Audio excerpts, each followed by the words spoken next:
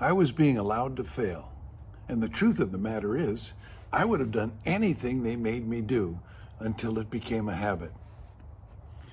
Whenever Floyd spoke, to connect with an audience up front, he would tell his story because so many people could relate to it.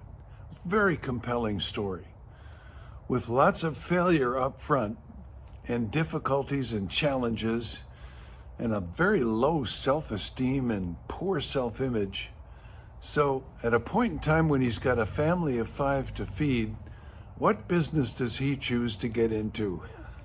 Real estate, right. The one business, that independent contractor business where you need a strong self-image. What he did have, though, was a tremendous work ethic. And so his first year in real estate, he said, I worked 12 hours a day, 7 days a week, and he did 5 transactions. Oh yeah, and 2 fell through.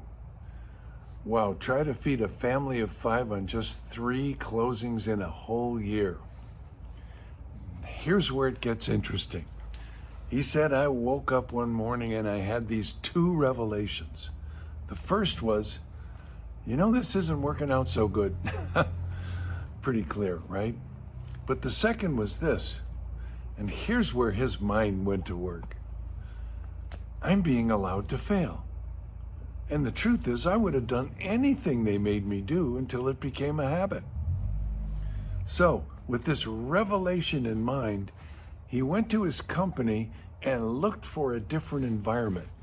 One of his methods is, if you don't like the situation you're in, you really only have 3 choices: live with it, leave it, or change it. Well, he decided to make a change. So within the same company, he found a new manager, someone who wouldn't let him fail. He said we had a pet nickname for our manager. We called him HB. He said, when he dies, I want his heart. Not because I want him to die, it was just never used. That's right. Nothing was optional with this guy.